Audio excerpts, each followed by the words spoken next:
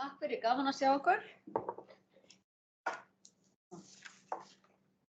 Skemmtileg fyrirlestrarröð og ánægilegt að vera boðið að taka þátt. Já, mín svona rannsóknarverkefni hafa, já, að mestu snúist innflytjendur á síðustu árum, bæði innflytjendur og líka svona þær hugmyndir sem að landsmenn hafa innflytjendur og þessa þróun sem hefur átt sér stað á Íslandi, það er að segja fordóma og svona alls konar stereótypur sem við höfum innflytjendur sem auðvitað afar áhugavert að skoða og svona, já, þessa ógn sem virðist algeng að fólk upplifi þegar að vöxtur innflytjenda mjög ör eins og hann hefur verið á Íslandi og hérna aðeins að byrja á því þekkið þetta væntanlega breytingarnar sem hafa átt sér stað á Íslandi síðustu 20 ár, þetta bara nýjar eða svona nýlega tölur frá Eurostat og sýnir kannski einna helst.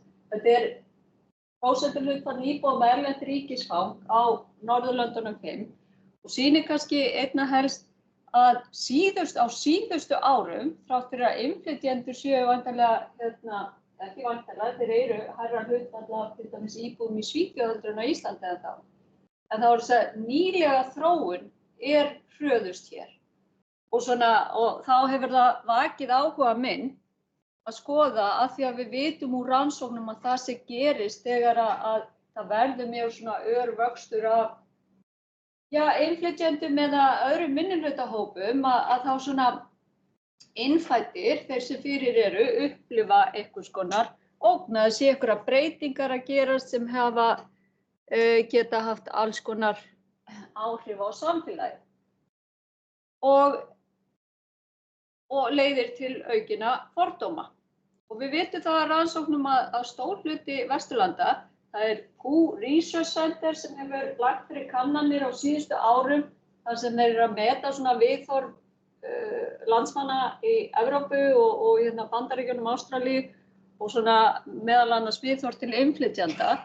Og það almennt þannig, þrátt fyrir að sé mismunandi á milli landa, en stór hluti íbúa telur að ein af svona megin afleiðingunum af því að það verði aukinn fjöldi innflytjenda að það muni leiða til fleiri afbrota, aukinnar tíðni afbrota. Og það hefur líka verið skoðað nokkuð vel, þrátt fyrir að það hefur ekki verið skoðað hérlendis, en nokkuð vel að svona hvernig pólitíkusar bæði svona nýta sér þessa ógn sem að landsmenn upplifa en líka ýta undir hana. Og þessar tvær tilvitnanir sem ég með á þessari glæru báðar orðnar svolítið gamlar, báðar og látnar falla 2016, annars í Bandaríkjunum og hins vegar í Bretlandi og örugglega mikið notaðar sem svona tilvitnanir það sem ég að fjalla En mér fannst þær bara of góðar til að nota þær ekki.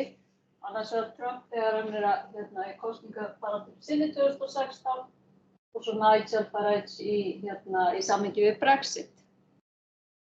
Og aðeins svona af því að þetta hefur ekki verið skoðað formlega á Íslandi, svona þessi pólitíska diskors eða orðræða, þá vitum við náttúrulega ekki alveg hvernig þetta lítur út hér, en ég hef svona bara ykkur að segja, stundum svona leitt hugan að því þegar ég að fylgjast með umræðu í fjölmiðlum afbrot og sérstaklega á svona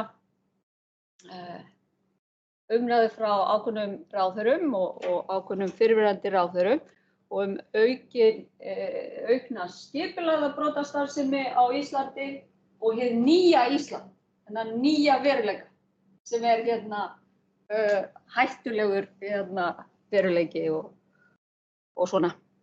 Og þessi nýji veruleiki sem við búum við á Íslandi kallar auðvitað á til dæmis aukið fjármagn til löggæslu, en líka kannski aukið vopnaburð lögreglu.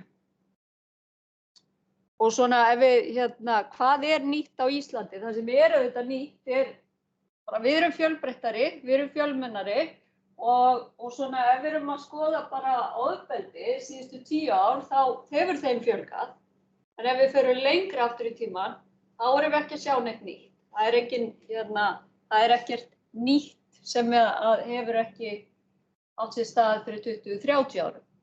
En við erum auðvitað að koma úr mjög friðsælu tímabili og þess vegna er tíminn í dag þegar við að sjá aukinn fjölda ofbeldis. Hérna bara að því að European Value Survey mælir þetta í mörgum löndum. Það er að segja, prósentuhlutfall íbúa sem telur innflytjendur aukin tíðni afbrota. Ekki nýrri tölur en 2017. Það verður gaman að sjá hérna nýjar tölur, þær eru bara ekki komnar.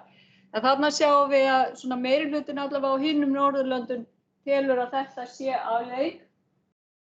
En það sem það sama var 2008 á Íslandi. Það reyndar fækkaði hópnum töluvert. Og þetta er svo sem engin mæling á okkur að fordóma eða staðalmyndir, en þetta er svona aðeins, við fáum svona aðeins einhverja mynd af því svona hvaða hugmyndir fólk hafa hvaða afleiðingu aukinn fjöldi innflytjenda hefur. Og bara svona rétt að því að átti þessa mynd til, að því að staðalmyndin sem við sjáum að minnstakosti í svona erlendu rannsóknum er að innflytjendur frá Austur-Evrópu leiðir til aukinnar skipulagðrar brotastarfsemi, innflytjendur frá Mið-Austurlöndum leiðir til aukinnar hættu á hryðjuverkaárásum og öðrum afbrotum. Þannig að fólk hefur svona almennar hugmyndir mismunandi hópa og vissulega eru þessar hugmyndir ekkert úr lausu lofti gripnar. Það er þrátt fyrir að svona þær staðalmyndir sem við höfum hafi einhvers konar sannleiksgildi sem hefur engin áhrif ef að staðalmyndirnar eru fólk sem er í einhvers konar forréttindastöðu en geta haft mikil áhrif á minnihlutahópa. Á þessari mynd, þetta er niðurstöður úr gagnasafni sem við fórum í reyndar í lok árs 2019. Þar sem við vorum bara að kanna svona upplifa viðhorf til múslima á Íslandi og svona þarna vorum við til dæmis að sjá hvernig fólk myndi svara til þó að hryðjuverkaógnin á Íslandi muni aukast á næstu 10 árum. Ef við tökum á móti fleiri innflytjendur frá íslensku löndum í Afríku, Asíu og Mið-Austurlöndum og við ákváðum svona að prófa að skipta úrtakinu sem var risastórt þarna með tilraunir fyrir 2 hópa. Annar hópurinn fékk upplýsingar úr rannsóknum sem sagði hreinlega að það eru ekki samband á milli innflytjenda sem eru múslimar í landi og hryðjuverkaárása. Hinn hópurinn fékk engar slíkar upplýsingar og vorum að sjá hvort það væri munur. Munurinn ekki mikill, en svona sem við sjáum á þessari mynd er að við tökum bara fólki sem fékk engar texta að þá er svona tæplega meirihluti sem telur að innflytjendur sem eru múslimar muni leiða til þess að hér sé aukin hætta á hryðjuverkaárásum. Og bara aftur, það er svona þetta sem ég hef haft svolítið áhuga á, svona þessum staðalmyndum.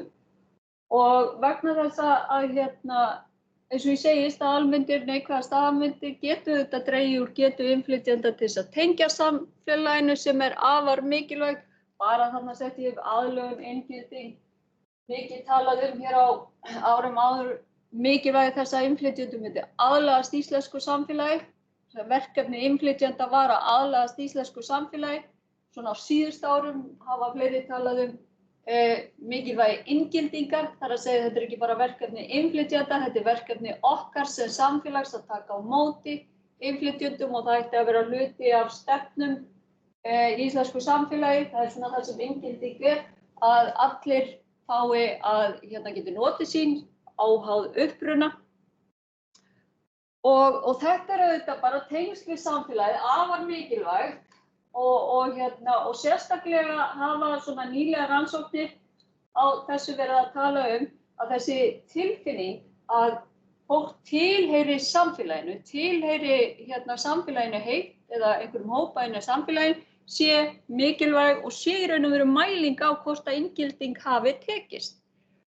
Og þetta á sérstaklega við á unglingsárunum. Það er auðvitað bara mannlegt að við viljum tilheyra einhverju stærra en við sjálf erum. En í þessu samhengi er þetta auðvitað þessi tilfinning að vera hluti af.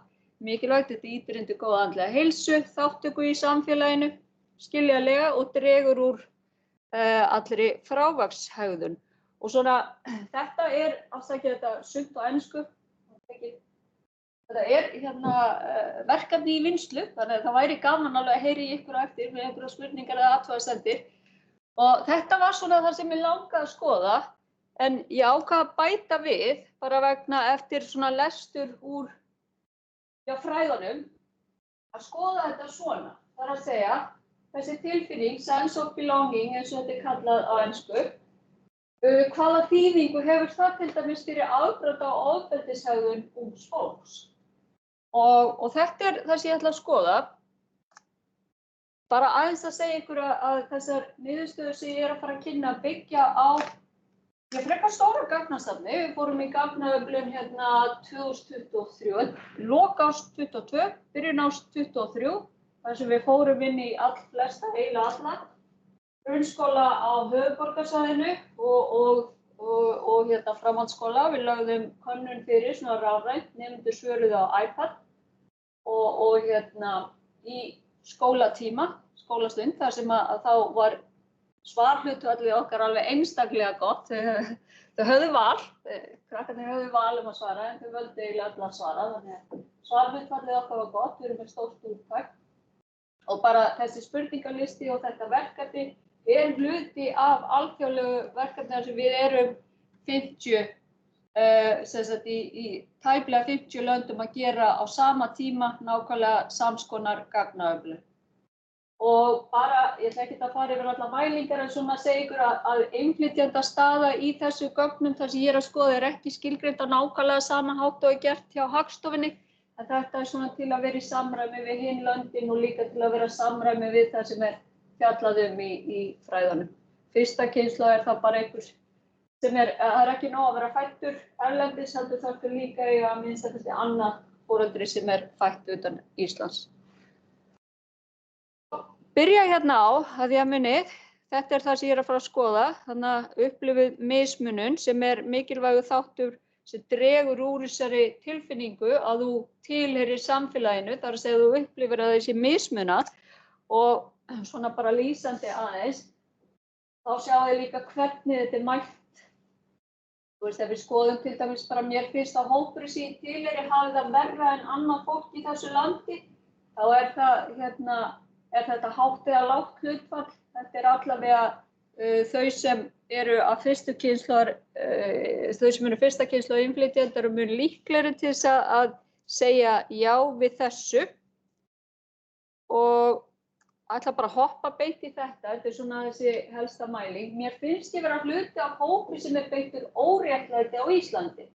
Það lítill munur á hópunum hvort sem þú fyrsta kynslóð eða önnur kynslóð, en töluverður munur á þeim sem hafa innflytjenda bakgrunn og þeim sem gera það ekki. Og þetta, þannig að við erum að tala um 13% hjá þessum báðum hópum. Þetta mikið eða lítið? Þetta eitthvað sem við ættum að vera að hafa áhyggjur af? Eða þetta bara gott? Og þá nefnilega nú fór ég aðeins og hratt. Ég ætla að sýna ykkur fyrst áður ég fer að tala samanburð við aðrar þjóðir. Að því að var líka spurt, ef þau sögðust upplifa að þau væru hluti af hópi sem verður fyrir óréttlæti í íslensku samfélagi, þá voru þau spurt hvers vegna. Hvaða hópur það? Framkoma í þinn garð byggð á og þá sjáum við að þau sem af fyrstu kynslóð og annarri kynslóð, það langalgengast að þau sé þessi kynþáttur og fyrsta kynslóð þjóðerni. En kynþáttur þarna hjá fjórðungi ungmenna sem tilheyra fyrstu og annarri kynslóð. Og þegar við erum að skoða bara krakkana sem hafa íslenska bakgrunn, þá finnst þeim þau verða fyrir mismunun vegna kynvitundar, það algengast.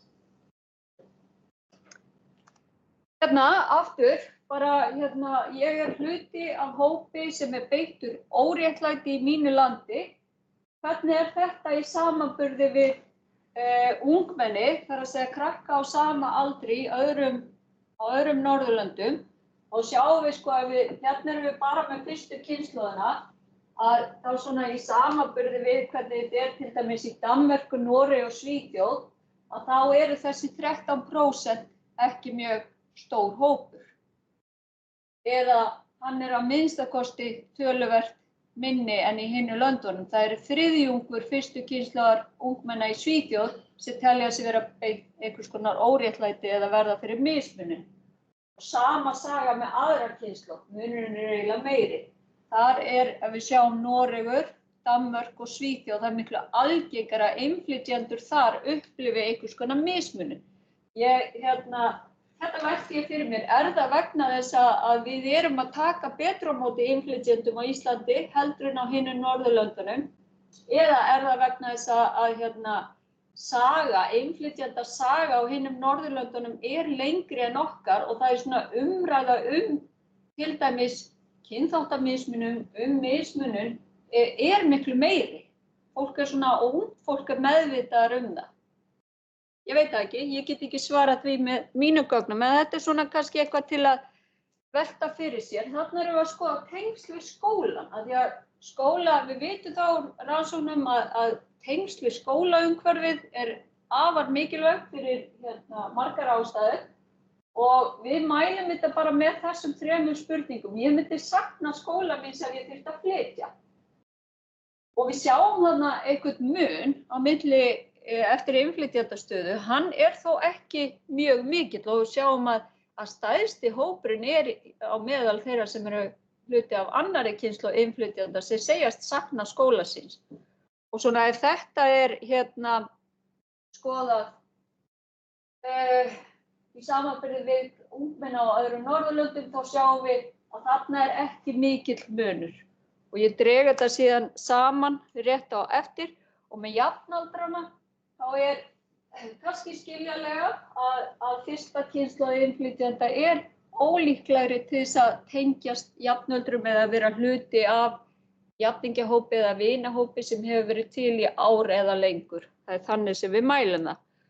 Og svo bara tilheyra, þetta svo sem í takti við það sem við máttu búast eða þannig, að fyrsta kynslóð ólíklegri heldur en innfædd og önnur kynslóð til að upplifa sig sem hluti af íslensku samfélagi.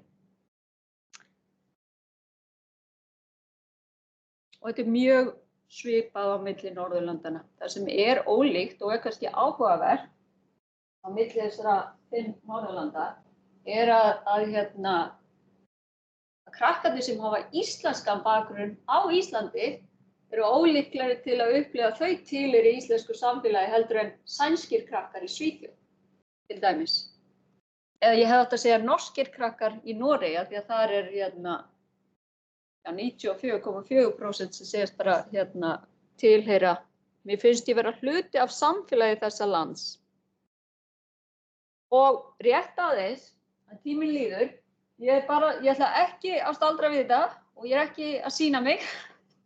Ég bara svona sýna ykkur að því að ég dreg saman niðurstöður á mannamáli, en hvaðan þær koma, að því ég búin að greina þetta þar sem ég tek tillit til svona megin þáttar sem maður ætti í raun og vera að taka tillit til þegar maður að skoða þetta. Og ég ætla bara að fara, og eins og með bara ef við stoppum ég gæti verið ýmsar ástæður fyrir því. Það svona allavega mínu fagi ábrotafræðinni, þá eru ýmsar kenningar, það eru svona ýmsar kenningar sem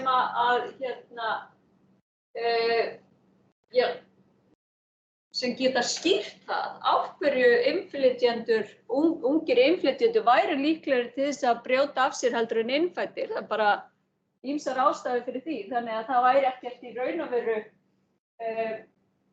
þannig að það bara áhugavert svona fræðilega að sé að kanna það.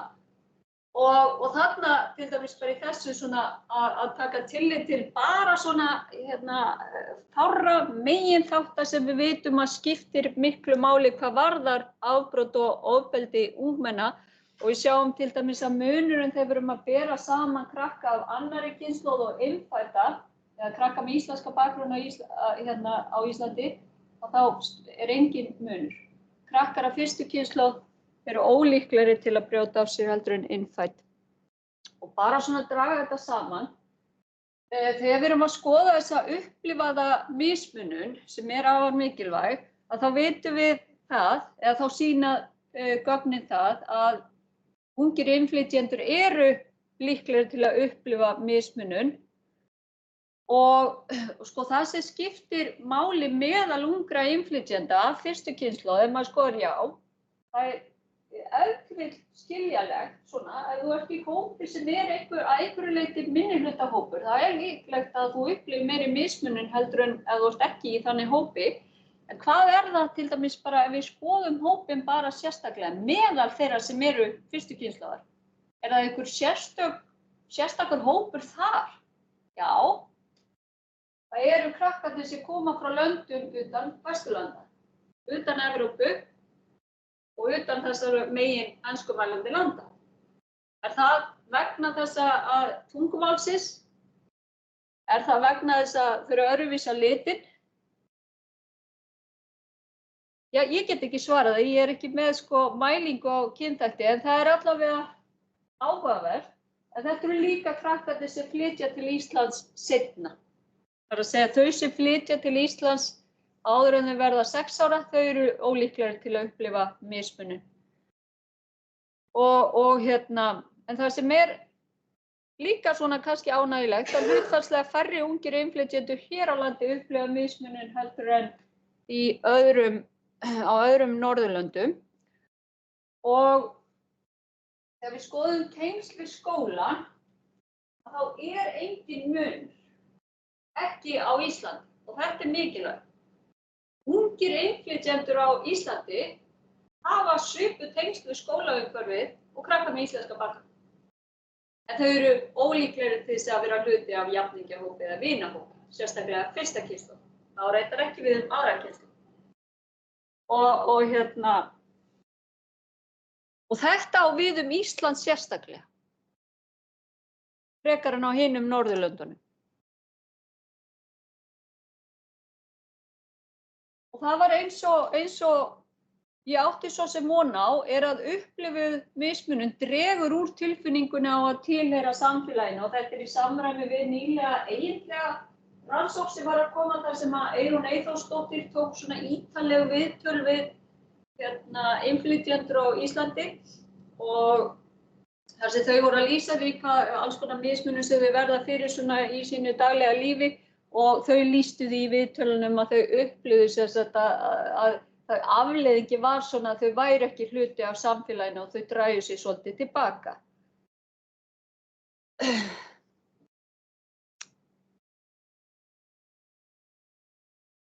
Tengjast þessir þættir afbrotum og ofbeldi ungmenna?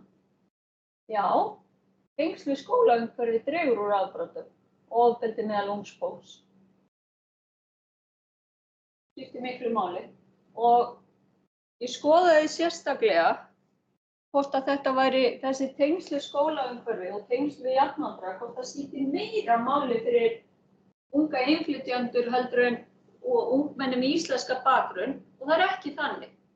Það að segja að prófa svokallaða samvirkni, það að segja skiptir þetta meira máli fyrir innflytjendakrakkana, og það var ekki þannig. Það að segja tengsl við skólaumhverfi, tengsl við vini skiptir miklu máli fyrir öll ungmenni, og upplifir mismunun ýtir undir afbrotahegðun, og tilfinningin að tilheyra íslensku samfélagi hefur engin tengsl við ofbeldishegðun, en jákvæð tengsl við afbrotahegðun, ólíkt því sem ég átti vona. Það svona niðurstaða sem kom á það, og fyrstu kynslóðar ungmenni brjóta síður af sér en ungt fólk með íslenska bakgrunn, og að öðru leyti ekki munur á afbrotum eða ofbeldishegðun eftir innflytjendastöðu. Og svona þetta bara að lokum. Dregið saman.